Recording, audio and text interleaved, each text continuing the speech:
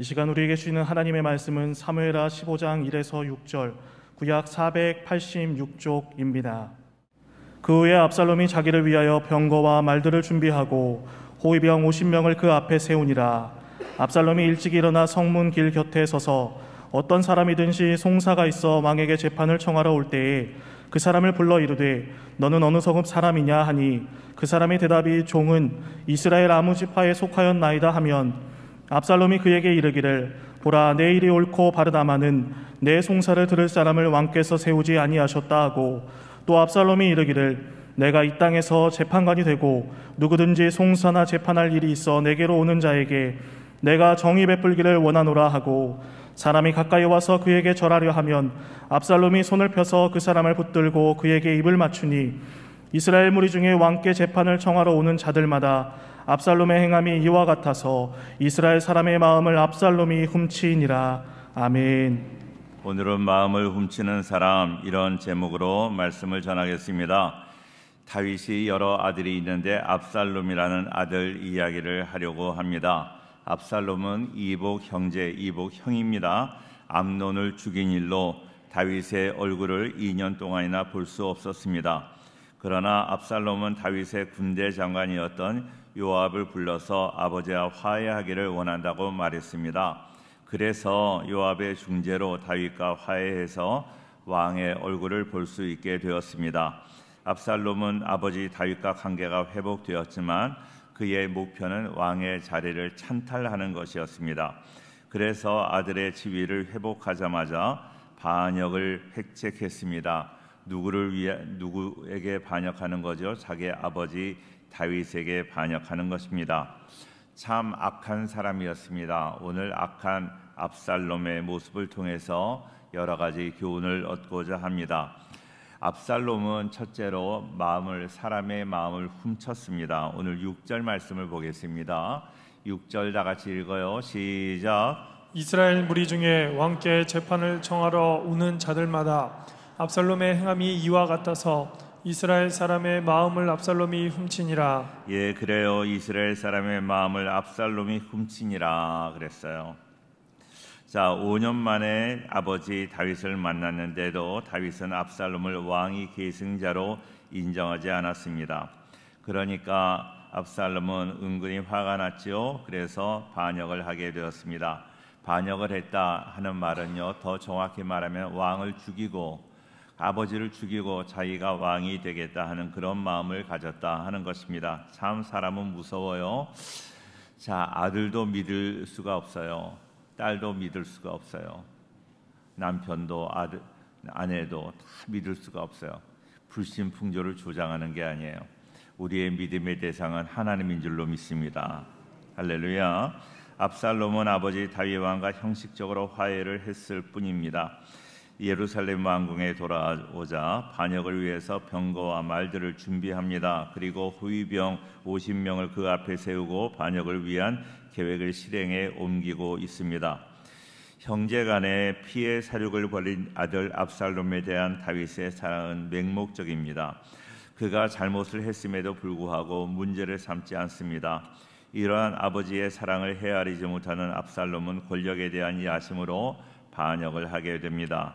반역의 계획은 매우 치밀합니다. 다윗 왕권의 균열을 내기 위해서 이간질을 하기 시작을 하지요.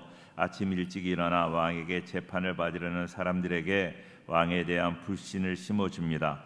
아들이 아버지의 왕권을 찬탈할 목적으로 백성들의 마음에 불신을 조장하여 이간질을 하고 있습니다. 왕에게 재판을 받으러 오는 백성에게 압살롬이 왕자의 신분을 이용해서 그들의 재판을 직접 자기가 하고 있습니다. 그들의 입장에서 선정을 베푸는 것처럼 민심을 얻고자 하는 것이죠.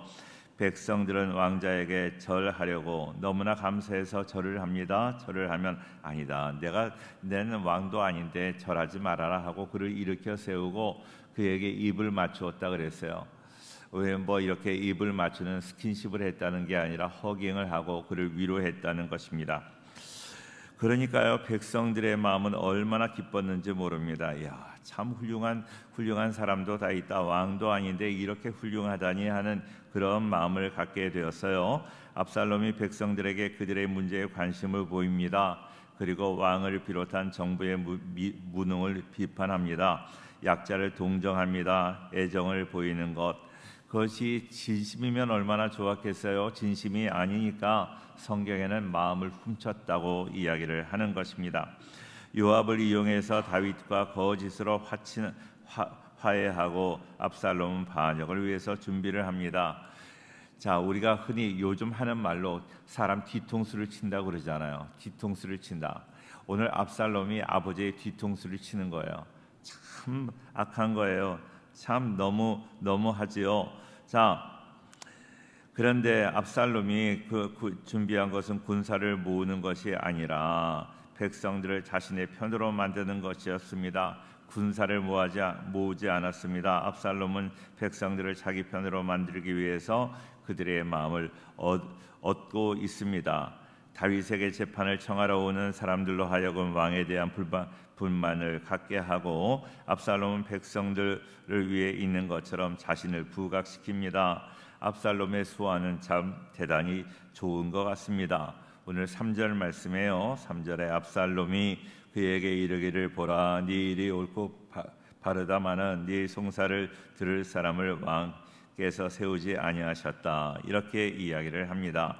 먼저 압살롬은 송사를 하고자 하는 사람들에게 네가 바르다는 말을, 네가 바르다, 네가 옳다고 하는 그런 이야기를 하므로 그의 편을 들어줍니다. 압살롬은 송사를 하고자 하는 사람들이 행한 것이 바르다고 하면서 그리고 네 일이 옳고 바르지만 네 송사를 들을 사람을 왕이 세우지 않았다고 하므로 왕에 대한 불만을 갖게 하는 것이죠. 참 오늘 말씀을 보면서 참 인간이 이렇게 간교하구나 하는 그런 생각을 합니다. 4절 말씀 같이 보겠습니다. 4절 시작. 또 압살롬이 이르기를 내가 이 땅에서 재판관이 되고 누구든지 송사나 재판할 일이 있어 내게로 오는 자에게 내가 정의 베풀기를 원하노라 하고. 자, 그래서 사람들에게 왕에게 재판 받으러 가지 말라. 내가 이 땅에서 재판관이 되고 내가 누구든지 송사나 재판할 일이 있으면 내게로 오는 자에게 내가 정의를 베풀겠다고 이야기를 합니다. 나는 정의로운 사람이고 우리 아버지는 정의롭지 못하다 하는 거예요.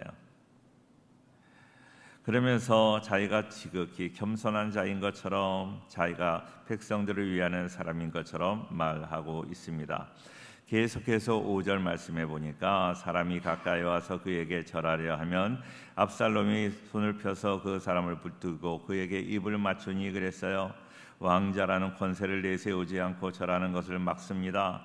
그리고 백성들로 하여금 압살롬을 신뢰하도록 하는 것이에요.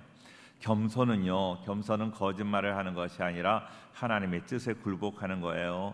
하나님 앞에 내가 죄인인 것을 고백하고 정말로 감히 나는 하나님 앞에 나올 수 없는 존재임을 아는 것, 그것이 겸손이지 않습니까? 그런데 압살롬은 자기가 죄인인 것을 고백하지 않아요. 자기에게 죄가 있는 것을 보지도 않습니다. 다윗 앞에 나올 수 없는 죄인임에도 불구하고 왕의 얼굴을 보기 위해서 요압을 동원하고 있습니다. 백성들이 절을 하는 것을 막고 그들의 입에 맞추는 것, 자기의 편으로 백성을 만드는 것입니다. 겸손을 가장하는 거예요. 그런데요, 사람들이 거짓에 속아 넘어가기 쉽잖아요. 거짓에 얼마나 많이 속아 넘어가요? 백성들이 볼 때는 자신들이 절을 받지 않고 오히려 왕자의 신분으로 자신들의 손을 잡아주고 입을 맞추는 그런 것을 보면서 야, 이런 사람이 우리나라에 있었다니, 다윗보다 더 훌륭한 사람이 있다. 다윗은 왕에 맞지 않는 사람이야. 이 사람이 왕이 되어야 할 사람이라고 생각하고 있습니다. 저렇게 겸손한 압살롬이 왕이 되어 우리들을 위해서 다스린다면 지금보다 훨씬 우리나라가 좋은 나라가 될 것이고 더 우리의 형편은 나아질 거라는 기대를 가질 수 있었습니다. 이스라엘 사람들은 압살롬의 겸손과 자기들이 옳다고 인정해주는 것으로 인해서 압살롬에게 완전히 마음을 뺏겨버렸습니다. 전적으로 압살롬을 신뢰하게 됩니다. 의지하게 됩니다. 압살롬이 크게 잘못한 것이 있어요. 백성들의 마음을 훔쳤다는 것입니다. 이스라엘 백성에게는요, 주인이 따로 있습니다. 그 주인이 하나님이십니다. 하나님이 이스라엘의 주인인 것처럼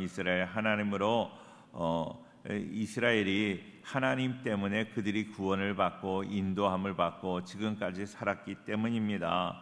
애굽의 재앙에서 이스라엘도 죽어야 할 사람들이었지만, 그러나 어린 양의 피로 말미암아 그들이 이렇게 구원을 얻게 되었습니다.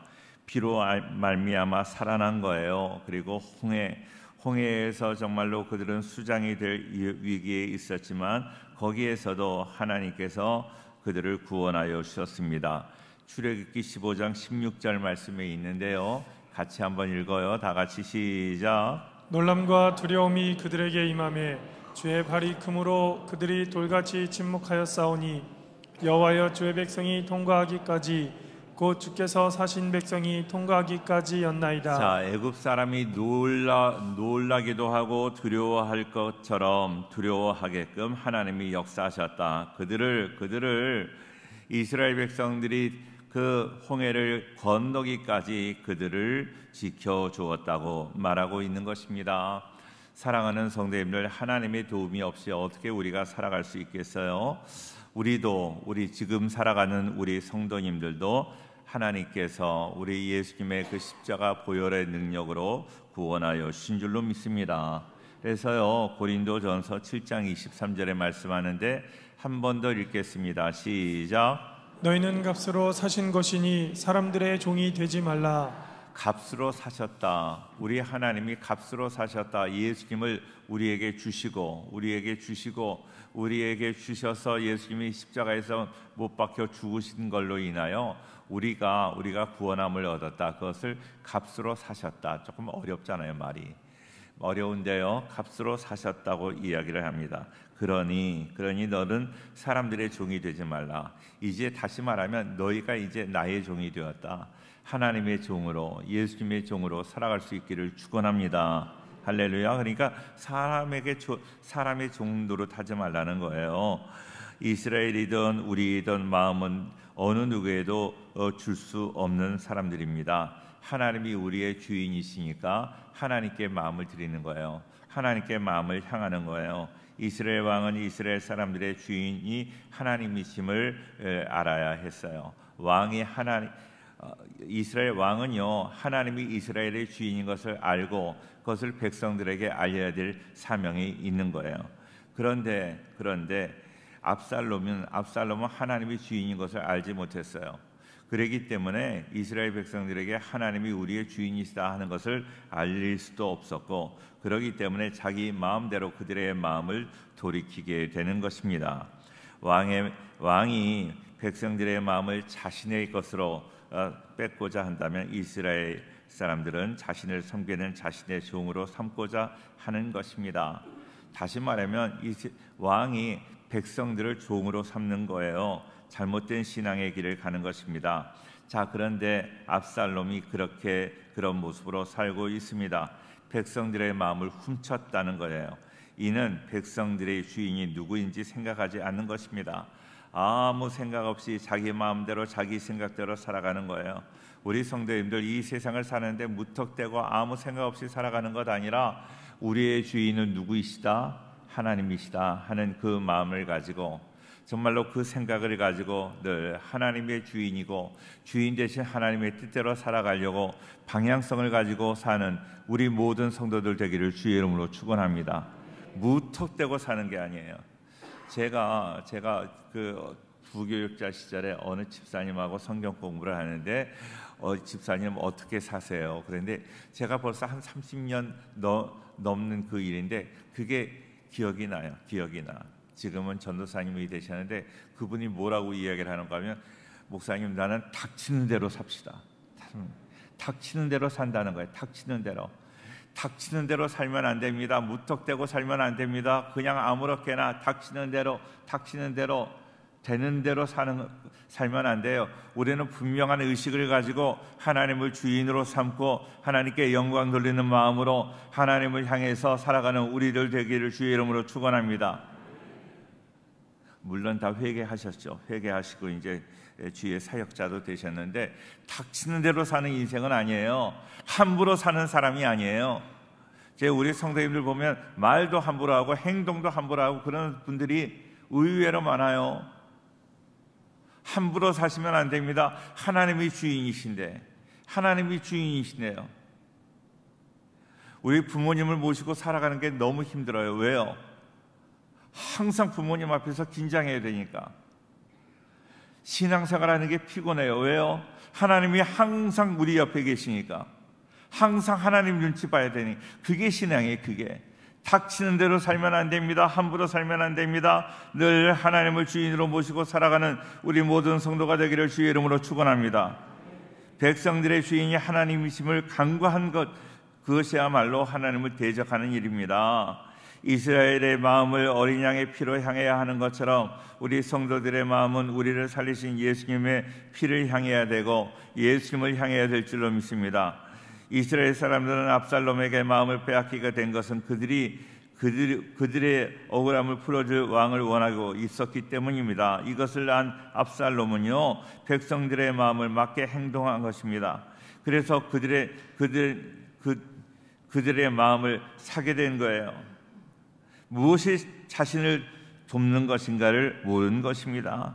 사랑하는 성도님들, 아무리 이 세상을 살아가기 어렵다 할지라도 우리는 항상 하나님을 향한 마음을 가지고 살아갈 수 있기를 주의 이름으로 축원합니다. 그 마음을 지켜야 돼요. 내 마음을 뺏는 사람이 있잖아요. 내 마음을 뺏으려고 유혹하고 미혹하는 사람들이 있지만 절대 속지 말고 하나님을 향한 마음을 가지고 살아가기를 주의 이름으로 축원합니다.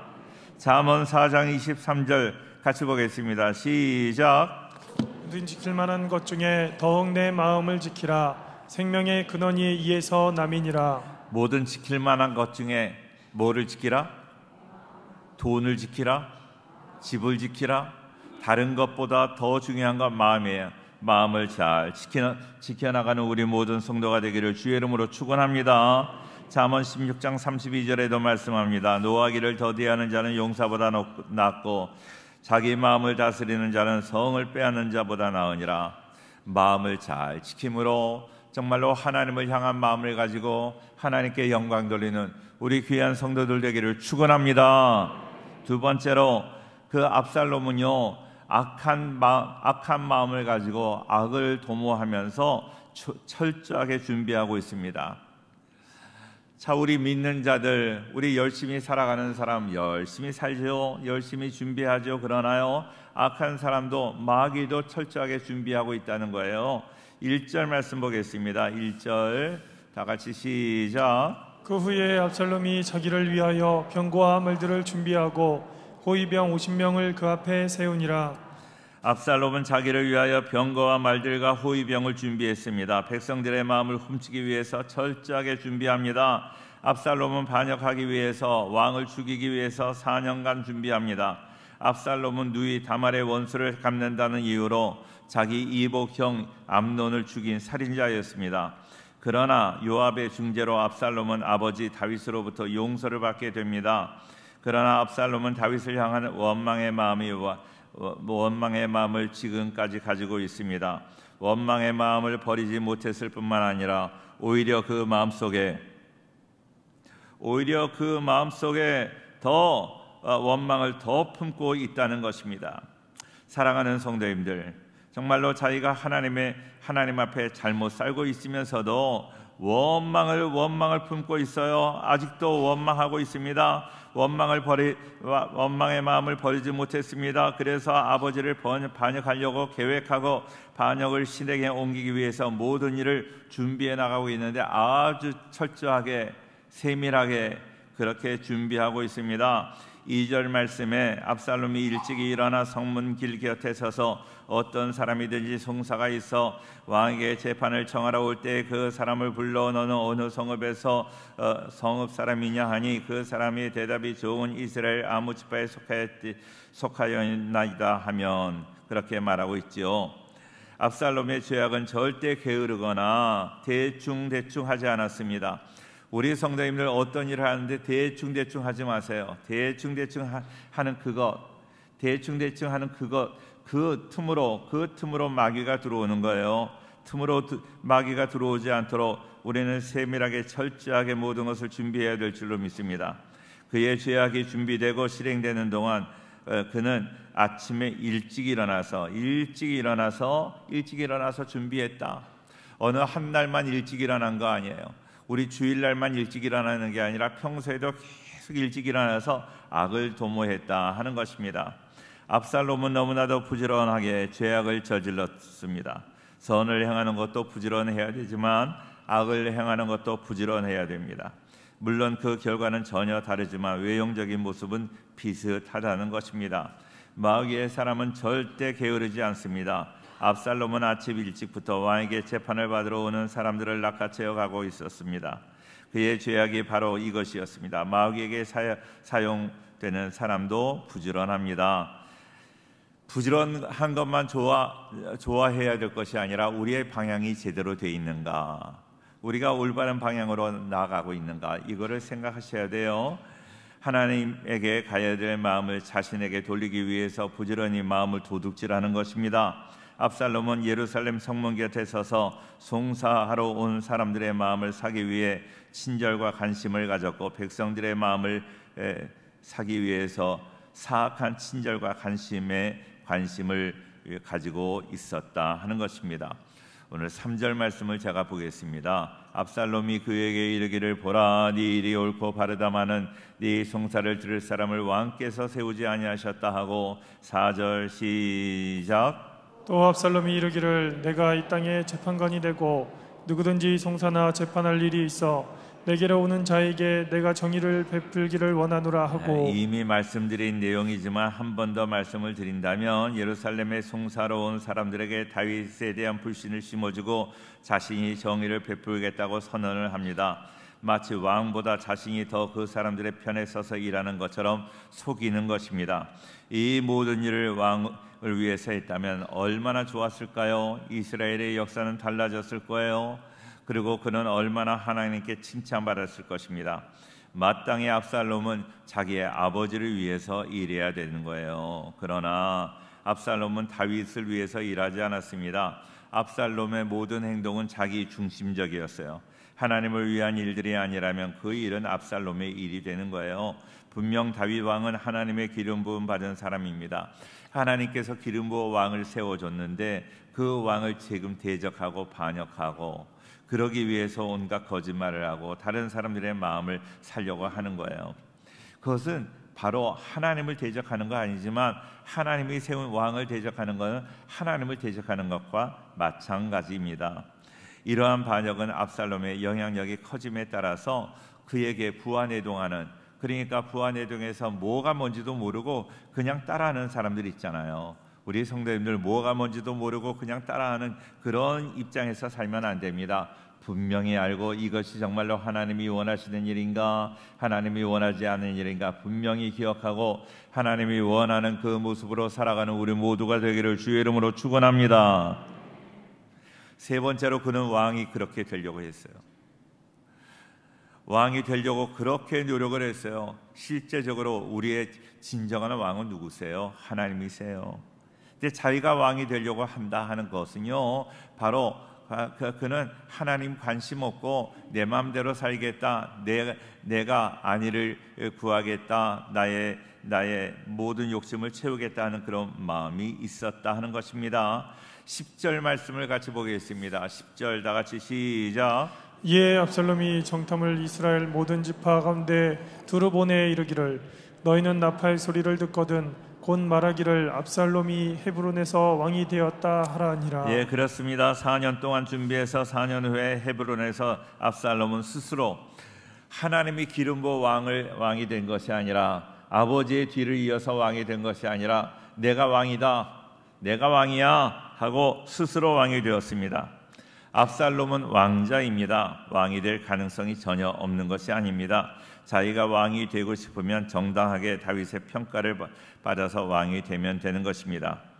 그러다가 또 왕이 못 된다면 왕자의 그런 지위로 그냥 열심히 살면 또 하나님께서 기회를 주실 수도 있습니다. 그러나 압살롬은 자기가 원하는 것을 얻기 위해서 수단 방법을 가리지 않는 그런 사람이었습니다. 이 세상을 살아가는데 열심히 사는 건 중요해요. 그런데 어떤 나의 목적을 이루기 위해서 수단 방법을 가리지 않으면 안 돼. 수단 방법을 가리지 않는 그런 사람은 하나님 앞에 올바른 것이 아닙니다. 수단 방법이 중요해요. 뭐로 가도 어디로만 가면 된다? 인천에 가면 돼요. 뭐로 가도 인천만 가면 돼요. 그런데요, 안 돼요. 인천에 못 가더라도 올바른 길로 가야 돼요. 뭐로 가면 안 됩니다. 수단 방법이 중요한 거예요. 우리 성도님들 정말로 목적을 이루는 것도 중요하지만 수단도 중요합니다. 올바른 수단을 통해서 목적을 이루어 나갈 수 있기를 축원합니다. 처음에는 얻은 것 같아요. 내가 왕이 되었어요. 다 내 목적을 이루었다. 그런데 하나님이 살아계시는데 그 악한 사람의 목적이 이루어지나요? 절대로 이루어지지 않습니다. 악한 목적은 절대로 이루어지지 않습니다. 하나님은 지금도 살아 역사하시는 줄로 믿습니다. 하나님 앞에 두렵고 떨림으로 하나님 앞에 신실하게 살아가는 우리 모든 성도가 되기를 축원합니다. 모래 위에 집은 성과 같아요. 얼마 되지 않아서 다 파괴되어 버리고 맙니다. 하나님의 뜻을 찾고 하나님의 방법을 따라가야 돼요. 인간의 욕심으로 인간적인 악한 방법으로 이루려고 하면 처음에는 성공하는 것 같고 다 잘 되는 것 같지만 결국은 망하는 것입니다. 인간적으로 똑똑하고 영리한 사람이 되기보다 똑똑한 사람들 많아요. 똑똑해서 똑똑하게 살아가는 사람들 많아요. 그런데 하나님은 똑똑한 사람 붙잡고 역사하지 않아요. 순종하는 사람, 하나님의 뜻대로 살아가는 사람, 우직한 사람, 안 되는 것 같아도 말씀대로 살아가려고 노력하는 그 사람을 통해서 역사하는 거예요. 우리 성도님들 제가 보기엔 똑똑한 사람이 너무 많아. 우리 성도님들 똑똑하지 않고 말씀에 순종하는 우직한 사람이 되기를 주의 이름으로 축원합니다. 아멘 좀 해봐요. 성전이 새로워졌으면 아멘도 좀 해야지. 하나님의 어리석은 것이 사람의 지혜로움보다 훨씬 더 지혜롭습니다. 세상의 모든 것을 이루는 분은 하나님이십니다. 하나님은 어리석은 자를 통하여 지혜로운 자를 부끄럽게 하시는 분이에요. 자, 내가 어리석은 것 같아요. 우직하게 살아가자. 저 사람 저렇게 답답하다. 그런데요, 인간적으로 답답한 것 같지만 그 답답한 모습, 우직하게 하나님 믿는 그 모습을 하나님은 불꽃 같은 눈동자로 지금도 보고 계시는 줄로 믿습니다. 우리 교회는 좀 우직한 교회가 되었으면 좋겠어요. 눈치 보고 약삭 빠르게 살아가는 그 인생이 아니라 우직하게 하나님께 기도하고 우직하게 하나님의 말씀에 순종하고 우직하게 하나님밖에 모르는 그런 우리 성도들 되기를 주의 이름으로 축원합니다.